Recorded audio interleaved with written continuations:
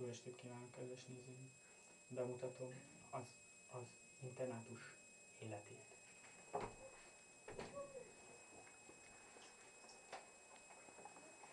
Először a zöld Plantus nevű élőlényt mutatnám be, amit a helyiek csak virágnak neveznek.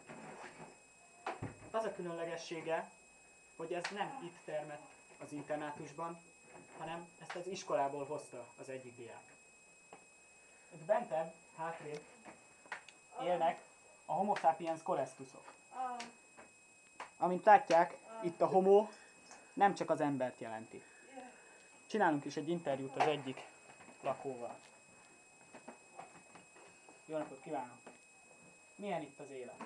Hát nagyon jó itten az élet, de egyetlen nagy probléma támadt itt a mi lelkünkben, az, hogy itt vannak ezek a szörnyű lények, amik itt jönnek. Jó, köszönjük szépen. Meg is nézzük ezeket.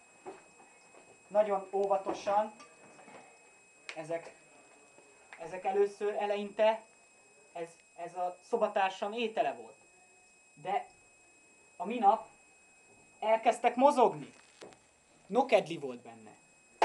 De most már valami azonosítatlan dolog lett belőle. Tessék nézni. Ott is. Az mindaz. Nézzük egy kicsit a fényben. És amint látják, mozognak. Nagyon veszedelmesek. És nagyon büdösek. Még van egy lakónk, a Homo sapiens nigger. Egész nap csak zenét hallgatna, hogyha be lenne kapcsolva a magnója. De ő így is nyomja a fejével az ütemet. Köszönjük szépen, a mai műsorunk véget ért.